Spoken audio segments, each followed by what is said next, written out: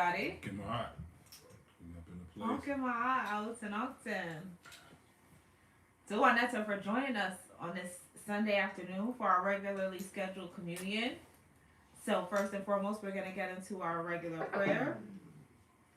And we're going to go through the chat. We'll do the roll call and see who's joined us and where y'all hailing from. And then we'll get into our word of the day, too. All right, so everyone please join me in saying, Amatu impanatir, Sauek tuam impanatir, Audu auma, Ketipa heru. The translation, give yourself to Netta daily, keep yourself for Netta daily, and do it tomorrow as you do it today.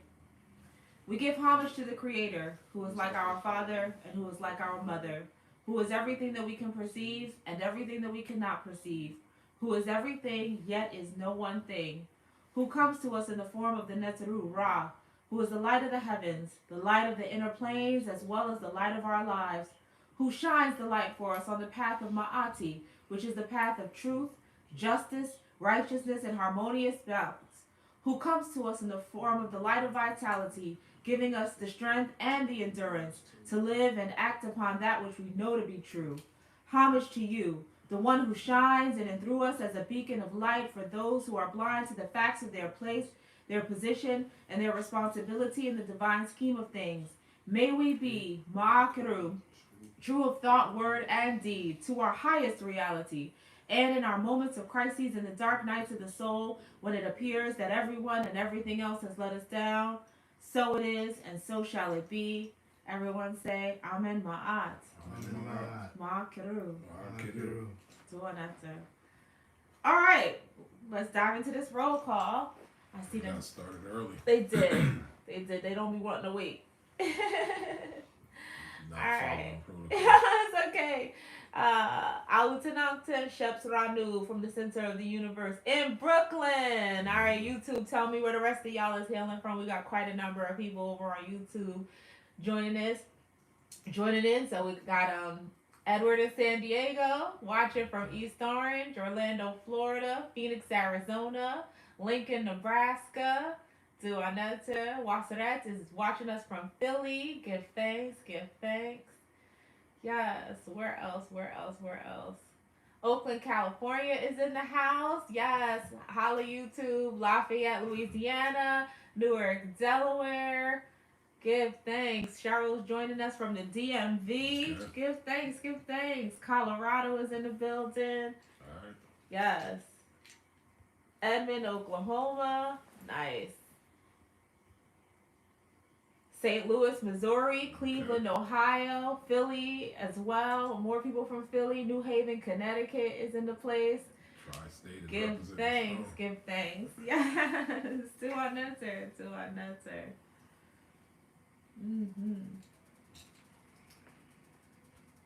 All right, I guess that's it for now. But if you join us later, or you want to shout out where you're joining us from at some point, put it in the chat. Sacramento, California is in the chat.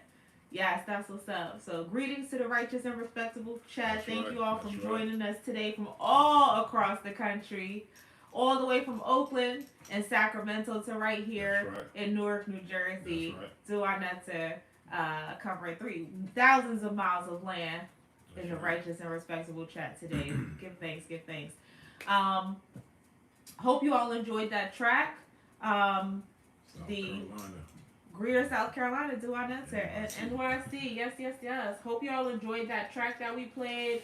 Divine Offerings track. That's from his first album, A New Ambiance, which is available on our website as well as on streaming platforms. It's on iTunes, it's on Amazon, it's on Spotify, it's everywhere. So get you a download copy of A New Ambiance. The other albums are not yet available on iTunes and etc., but they will be soon. But you can get his other albums on our website. So I'm not rushing because they waiting to pay me a half a penny for my efforts. So it's always an issue with rushing to get them on those platforms. That's so true. Oh my goodness. Duaneta, but all the albums are available on templeofanu.org. Yeah, so that's right. You can always download the metaphysical music that you need for your spiritual journey on our website. That's right. So we back up in a place and healthier and furthermore into our recovery, and I want to thank everybody for their well wishes. I know certain people were concerned. Sometimes it's hard for people to see people that they look up to going through some things, but that is the nature of life, and we're going to make a lesson out of the whole thing. And with that being said, I want to give special shout outs to Wild Majudi Ra because he came through like after that last communion. You know, I know y'all heard me coughing and things like that. And I promise you, I was feeling fine. I know it didn't sound like it, but I know me, and I just had a cough. But he came through literally like 10 minutes after the communion. He brought by something called a wellness tea, and it had a amalgamation of Asian herbs, and I'm very familiar with Asian herbs and their approach to medicine. So it wasn't to address the cough. Asian herbs deal with your energetic system, and you have 12 energetic systems in your body that feeds what is called 3 essences or 3 life forces. I know people like to believe that they have a life force, but you have at least 3 life forces that get generated in your body by your 12 systems. So the tea addresses the energetic system. The energetic system addresses the function of the organs. I know how modern day herbalists, they get their herbs and they look through books and they be like, oh, ginger is for this and such, but you will fare off better if you address the energy system. The energy system addresses the function of the organ. The organ then rejuvenates your health, because what we're calling disease doesn't always come from outside the body. It's not necessarily bacteria. Bacteria and viruses, as I said, are a natural part of life. And us as human beings, we have a symbiotic relationship with these things since the beginning of time. So the germs are not the enemy. They never was the enemy. What is the problem is the failure or the lack or the lessening of the function of the body. So if you restore the function of the body, then those things aren't an issue so much. So I don't want to get into all of that, but that's just to show you how we are supposed to address it. We address everything in layers, because we're not here to cure anything. We're just here to support what the divine gave us already. We have a divine instrument, and it's here to deal with anything and everything that life has for us in store.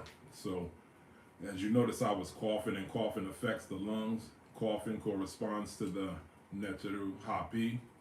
Now, we teach that there are emotions associated with the organs. So all of your organs are meant to process a certain emotion. So here I had this, I guess, a blockage in the lungs. So that's Hapi. So the lungs are meant to process the emotion of grief. So we could be like, well, what are you dealing with? Grief. All leaders deal with grief. We say grief, or we teach here in the Temple of Anu that grief is your failure to accept what has happened already.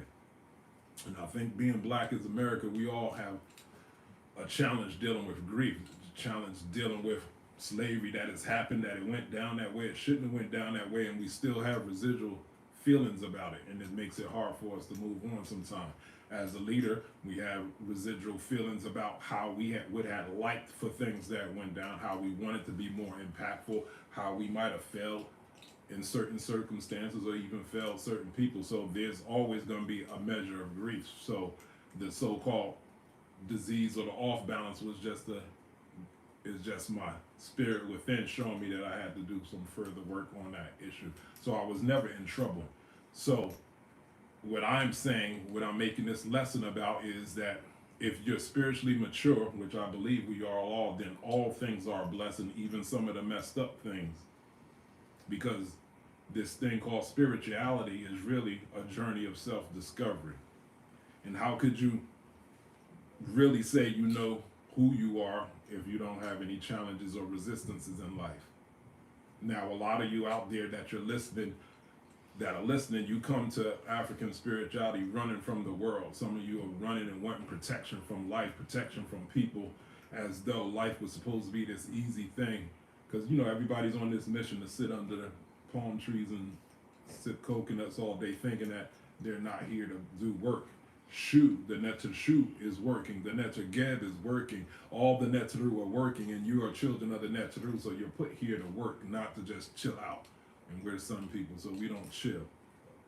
So life was not put here to necessarily be easy. So life with ease, with no resistance, lulls you to sleep.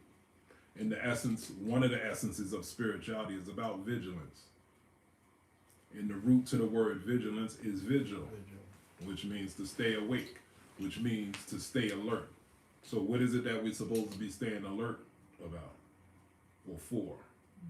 We're supposed to be staying alert for our trials, tribulations, lessons, and tests that are there for you to demonstrate your divinity. That's what it's about. That's what we're doing here. That's what I'm trying to do, or what I was doing, is demonstrating my divinity even when I wasn't at my best. I was demonstrating that this thing or whatever, it never gets the best of me. So you had, it reminds me of a saying in one of the texts that I came across. It said, while there was fear in another town, this one was being praised. Because we're trying to demonstrate the truth. It reminds me of a quote from the Hermetica. I know some people don't like the Hermetica because it's from late Kemet, the Greco-Roman period. And some people like to stay into the Pertem Reu, Pertem Heru, the pyramid texts, and there are a whole bunch of classic Kemetic texts, which is considered initiatory literature. But a lot of those initiatory literatures go over people's head. It's just too deep for people. Wow, when it got to the Greco-Roman period, it was more straight talking. And when you hear the text, you know what it's talking about. It's not too much to read into. So I want to read into one of the texts. You all heard me say it before, those who've been coming to communion for a while, but I'm using this situation, this day and time that we're living in, to address the significance of this thing. It says, but when Atum wills, he will remind you. A man may only seek to know Atum by controlling his passions and letting destiny deal as she wills with his body, which is no more than clay that belongs to the nature and not to him. He should, check this out, he should not attempt to improve his life by magic or oppose his fate using force, but allow necessity to follow its course. That's a powerful thing. Like, I'm just put it to you in the chat and we'll get to it throughout the course of the talk. What do you think that it means by it? Said he should not attempt to improve his life by magic. Remember, I said some people come to African spirituality running from Christianity, Islam, and all that because they heard about the magic of their ancestors. So they be like, when I get into my African thing, my life is going to be all okay. Nothing's bad going to happen. I'm going to have the power because the answer's in the power within, and I'm going to handle everything. And it's telling you here from the ancient Kemetic system says he should not attempt to improve his life by magic or oppose his fate using force, but allow a necessity to follow its course. So y'all contemplate on that. And furthermore, it says, for the man of vision, the person of vision, all things are good. Didn't I just say, if you're spiritually mature, all things are a blessing, even the bad things. For a man of vision, all things are good, even if they appear evil to others. This is a game of perception. Life is a game of perception. When men devise mischief against them, he sees it in the light of his knowledge of Atum. Atum is the all. Atum is the divine. And I teach you all that you have to be circumspect, introspective, have insight, foresight, and hindsight at the same time. When men devise mischief against them, he sees it in the light of his knowledge, his knowing of Atum, not the belief in Atum, but the knowledge, the knowing of Atum. And he and only he and only she transforms evil into goodness. That's what it is that I'm trying to demonstrate to you by not being at my best. Y'all see me here. So we're trying to teach you what is a protocol when crises hits, because crisis is going to address all of us. It's going to affect all of us. None of us is safe from crises. Changing your religion and changing your God, none of that's going to save you from crises. So what are you supposed to do? How are you supposed to handle it? What is the spiritual protocol for when crises happen? Do we panic? No. So step one to dealing with crises is to drop out and tune in, which means fall back a little and tune in to what is the divine trying to tell you. What is the Neteru trying to tell you? What are your ancestors trying to tell you about you, about how you're living your life, about your life, or about how you're about to live your life or what's coming up next? Because your sickness may be an initiation. In certain indigenous traditions, a person couldn't be a healer unless they faced death, meaning you couldn't be a healer unless you had a so-called near-death experience. You had to get so sick that people might have thought you would have died, but you would have had to have the life force to conquer that and bring yourself back into health. Then you are qualified to help people because you went through it yourself. You went through the worst yourself. Now you're qualified to help someone. Until then, you just believing. You just following what someone else has said. So go within and learn to receive. So this is why we learn to meditate, or we're supposed to learn to meditate. Some people are veteran Kemites. You should have veteran Kemites have 10 years plus of meditation. Without meditation, it makes it hard to. Meditation teaches you how to learn how to receive your messages. Prayer is talking, meditation is listening. So our life consists of a conversation with the divine. So you can't just talk. You have to listen after you stated your case to the netter and the ancestor, then you have to learn to listen. So that's always stage one when you go through a crisis or when crises hit you. Drop out and tune in. Layer two, double down on your resources. What are the resources that we're talking about? What do you think I mean when I say resource? Say that again, double down. Double down on your resource. Your spiritual tools. Your spiritual tools. Your community tools, etc. What about you? What do you think when I say double down on your resources? I would say other people that are, I guess, around to support you. He said other people that are around to support you. All of that, but your main resource is your food, your diet, your supplementation. So in our community, we have a plethora of healers and healing systems. So every Kemite is usually well formed on health, and health matters. So double down on your resources. So get back into your studies about what you have in your cupboard, and learn how to use those things to support your current situation. It is not meant for your diet, your supplementation, or your herbs to cure anything. It's just to once again support your body to deal with what you're currently dealing with. Remember I mentioned before last week, Baba said he takes garlic, honey, and ginger every day to keep the mucus fluid, and that's profound. So those who have respiratory illnesses, remember COVID started off as a respiratory illness. So if you had a protocol where you took ginger, honey, and garlic that keeps the mucus flowing, then with any respiratory illness that you got, it would have the least deleterious effect upon you by doing things like that. So look into your cupboard. What is your resources? What can you use to support your body? Do you need to keep the mucus fluid? Do you need to cleanse your bowels? Is it more water? Use your resources. 3, like in Fiducia like this, use your minerals. Use the mineral kingdom. Minerals is the crystals. So when I say the word crystal, what does it invoke to you? Precious gems, semi-precious gems, and other physical items that have metaphysical properties. What about you? What does the word crystal imply? What does the word crystal imply? We open to people chiming in. It's a conversation. What does the word crystal imply? What, you mean like crystal clear? Yeah, Is that what you're trying to get? Crystal clear. It means clarity.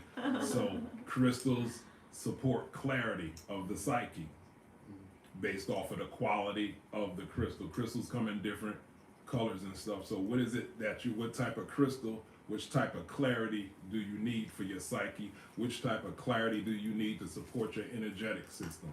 I know some people like, oh, that's unscientific, that's pseudo, and I say, well, it's time for you to exit the chat right now because we're not getting into that.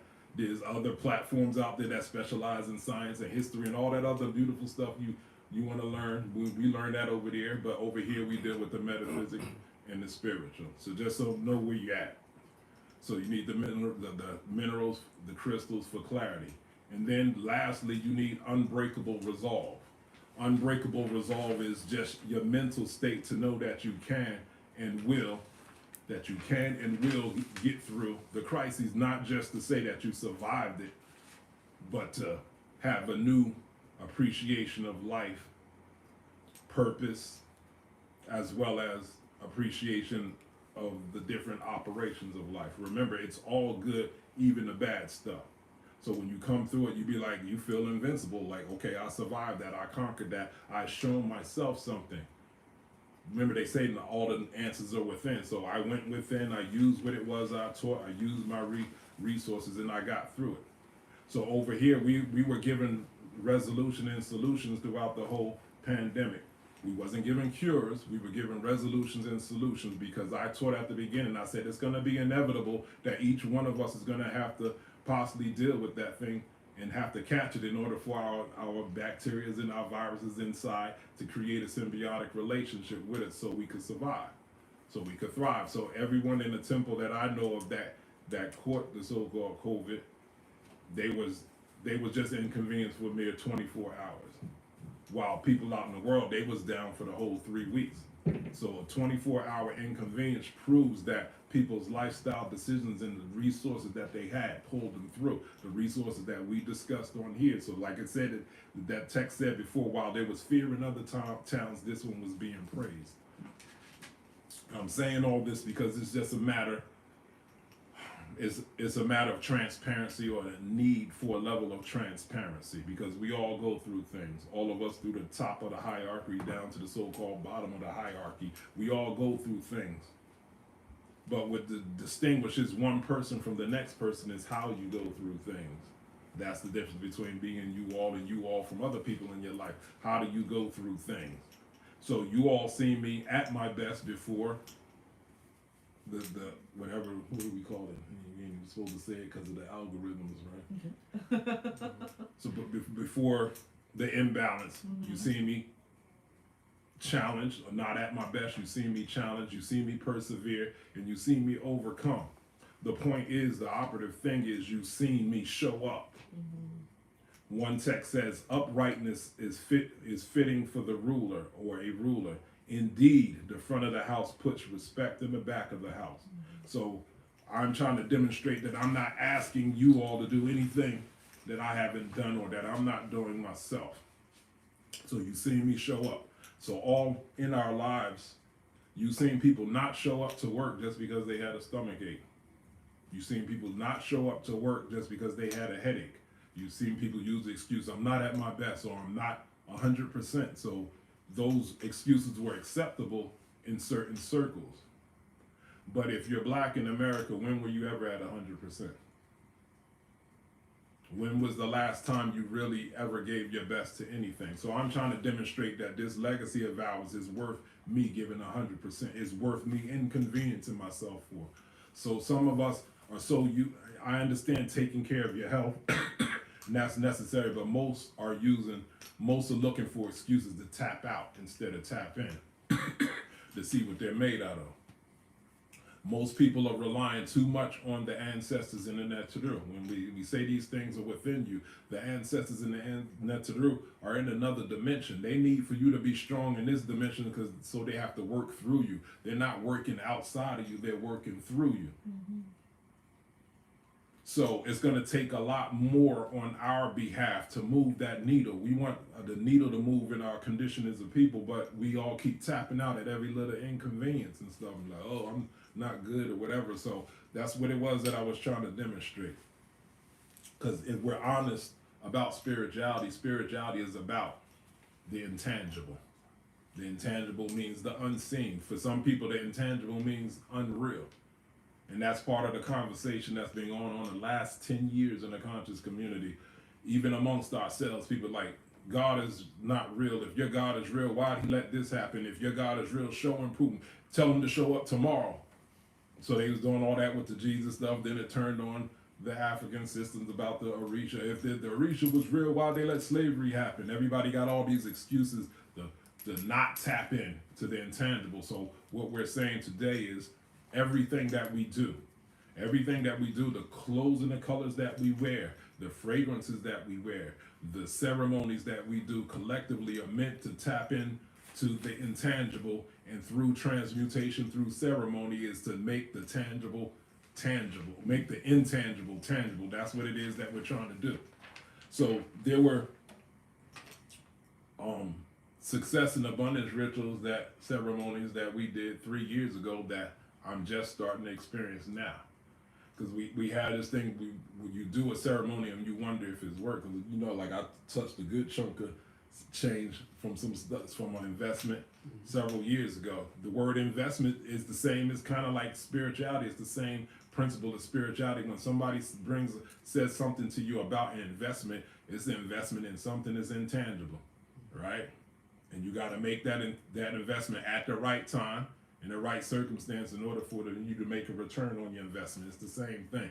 So people talk to you about these investments, and it sounds crazy. You're like, what? That ain't gonna work. That's crazy. Get out of here. And certain people, several years later, they laughing at you. Ritual works the same way. So it works in concentric circles and how it manifests in your life. So what determines the speed of transmutation from the intangible to the tangible is your level of psychic debris. What does the word debris mean? Garbage, junk. Your psychic debris. Psychic debris comes down to self-value. Do you self-value yourself, or do you have self-worth? A lot of us walk around with a lot of self-loathing.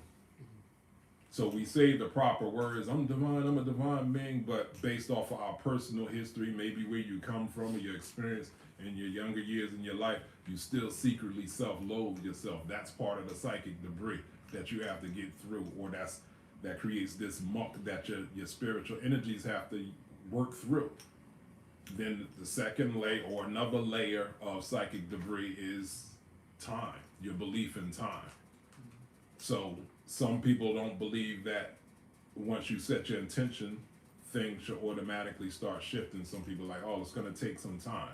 So if you say, I want to be a millionaire, most people don't think that they could be a millionaire by next week. So they be like, I can only be a millionaire 7 years from now. So your illusion of time is going to affect how fast you transmute something from the intangible to the tangible. And then one is thoughts of scarcity. Some people believe or fear in scarcity more than they believe in abundance. And that's the truth, and especially black folks in America, we believe our experience is closer to scarcity than abundance. Our personal experience is more tapped into scarcity than abundance. So when you're doing all these rituals for success, abundance, peace, prosperity, all of that seems very metaphorical.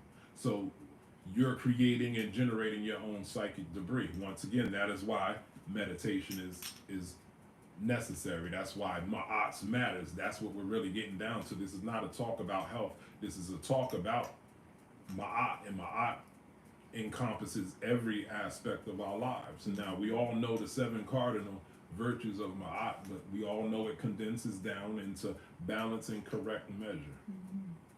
Us as Kemites, we're literally obsessed with doing everything in correct measure, everything in correct measure. But now I'm concerned in this day and time because everyone's feeling all liberated now, and liberated from following rules, really liberated from following religion, organized spirituality.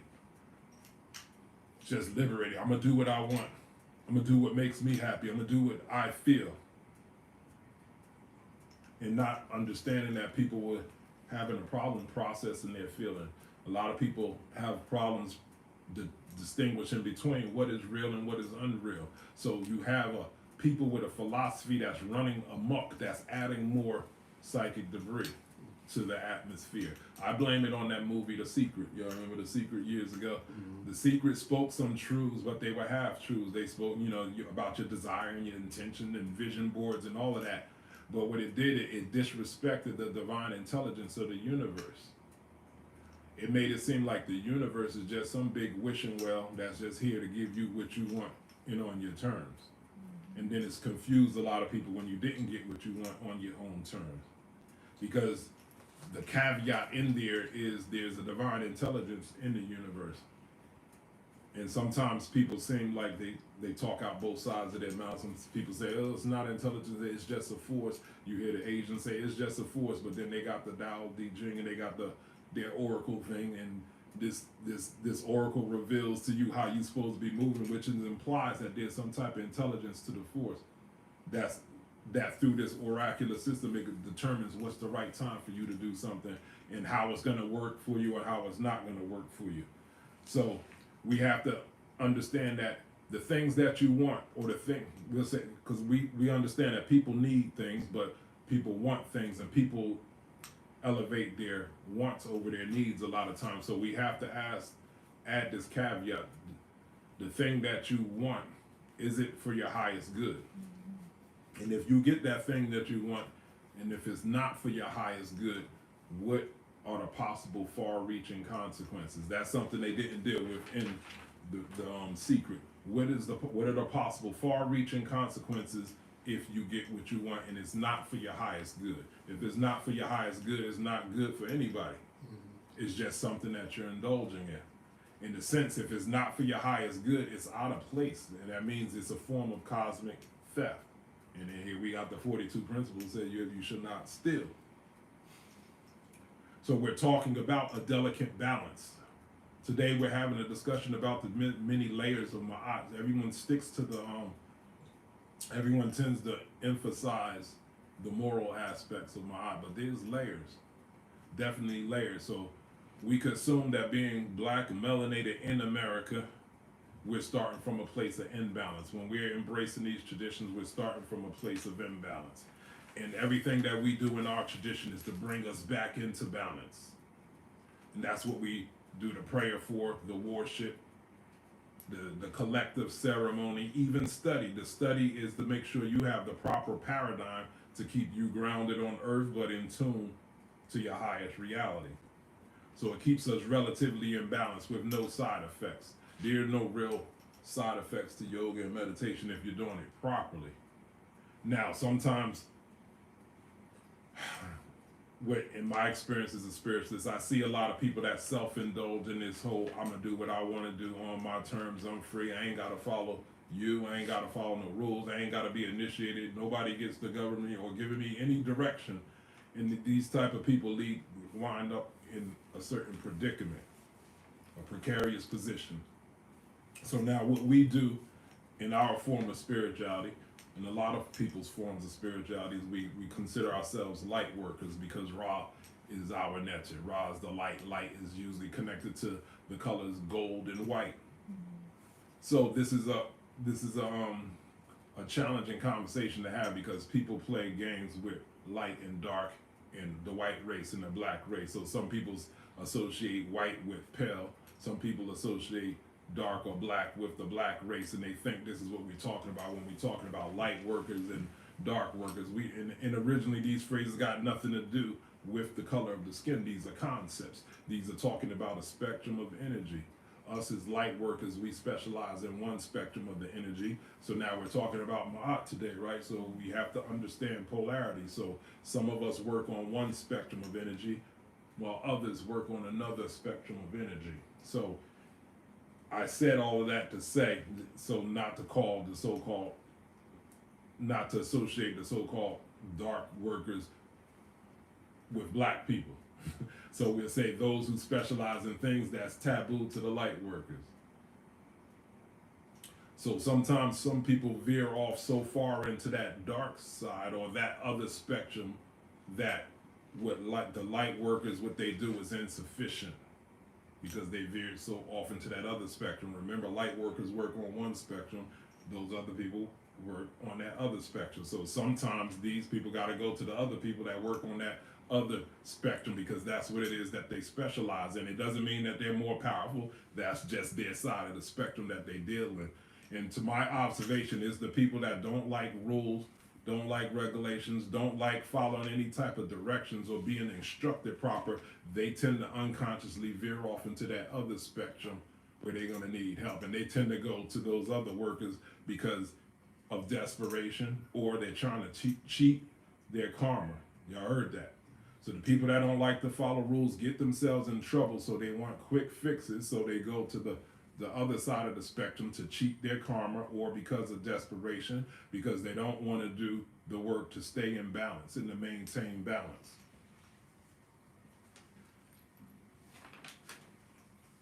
That's why it's best to learn how to stay initially in balance, because once the imbalance happens, it's hard, or once severe imbalance happens, it's very difficult to bring it back into balance. And in my experience, in my observation, once it goes so far, certain people don't have what it takes to bring things back into balance. And my other observation is those people that visit or that accept, I'm trying to say it and be fair, those who that fall into that spectrum and indulge in that type of work, those workers get them out of the bind, but it comes with a bind. There's not a clean break.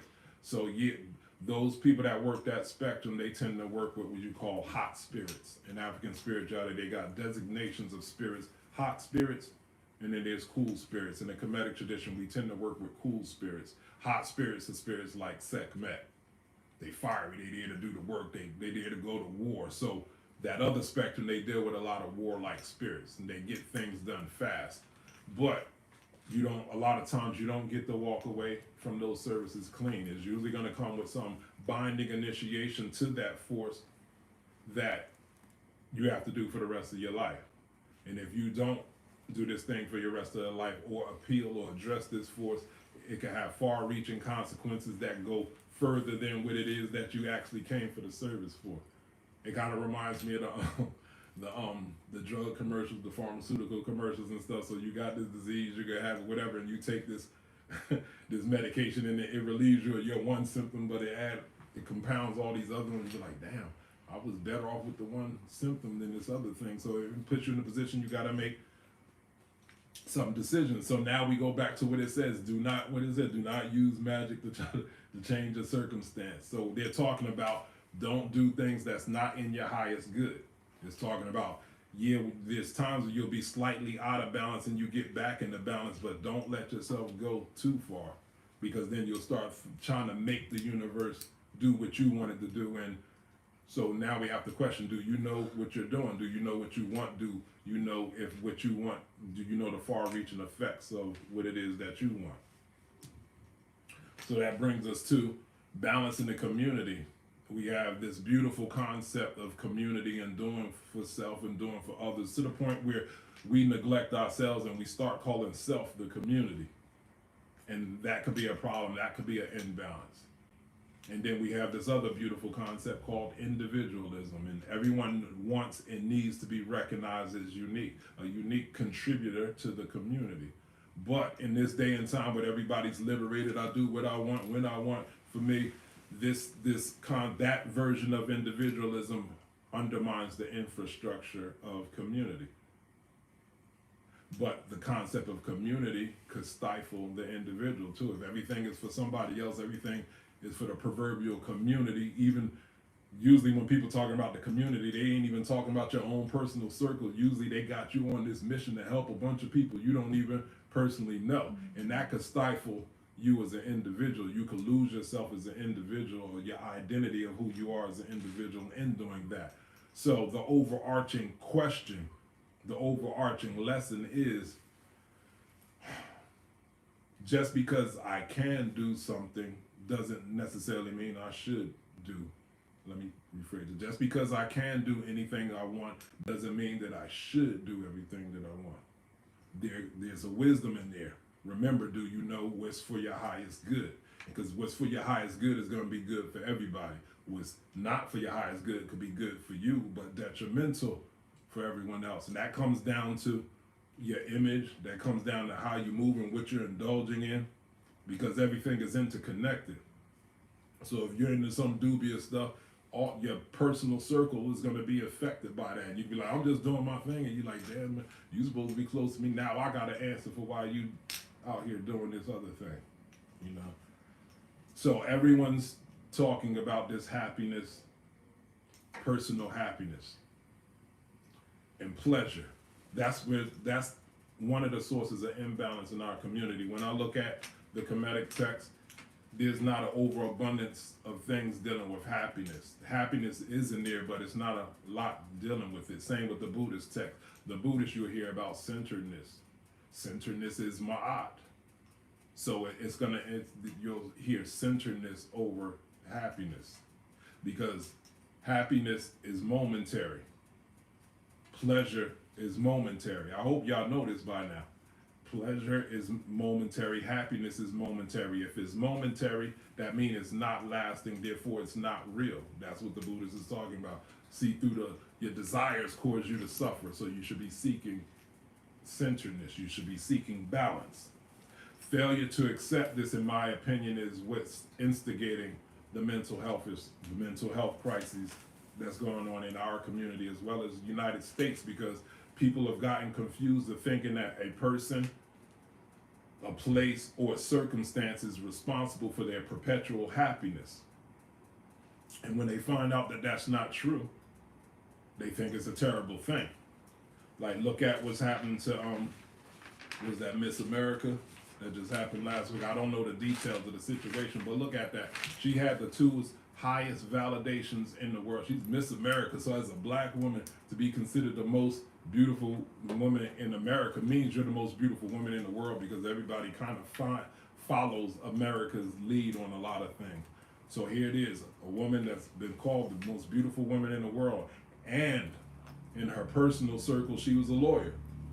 So doctors and lawyers are seen as some of the highest positions in life. It shows, or it's supposed to show or validate that you're a very smart individual. So you're in this upper echelon. So she's the most beautiful woman in the world and in the upper echelon. So that means mentally she's a very smart woman, and she's not to be seen just for her beauty, but she's just as smart. So these two things, which we were all taught was supposed to be validations when we was younger, to look good, to look beautiful, and to be smart, to be the smartest. So she was the smartest and the most beautifulest, and that still wasn't good enough for her. Like, I don't know all the details, but those two things that we all were raised to teach, or raised to think that was important or should be important to us, wasn't good enough, because we have to ask, why are people killing themselves? Why are people so unfulfilled? Is because they thought that some person, something, or some circumstance was responsible for their happiness. And when you find out that it's not true, you start questioning the whole purpose of life.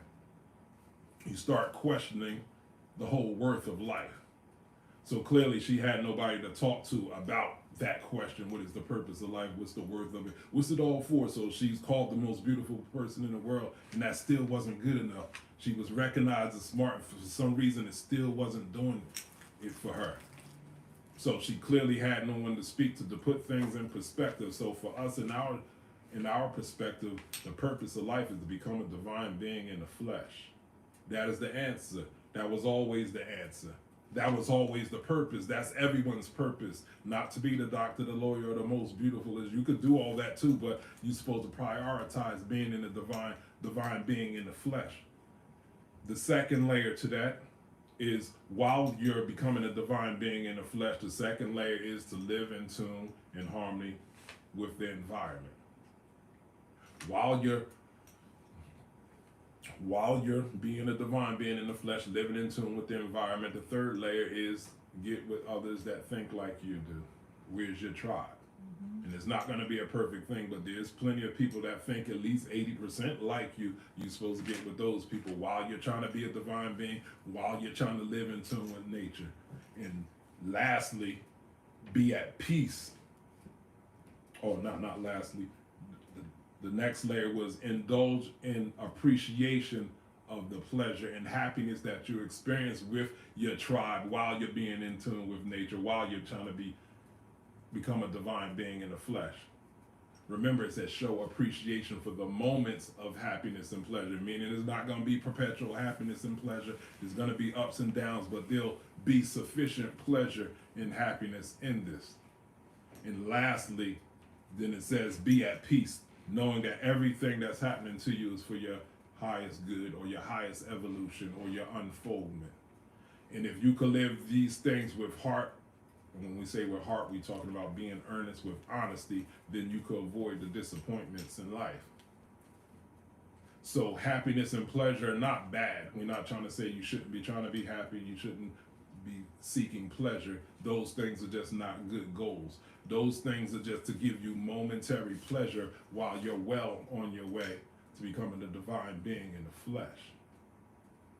And I think I'll end the message on that note. So I want to thank everybody for their time and their energy, as well as their interest in coming to this platform to hear what it is that we have to say about current situations, because of course our whole philosophy is from the ancient legacy to the living legacy. That's what we specialize in: ancient principle, modern application. And I hope we fulfilled that in today's message.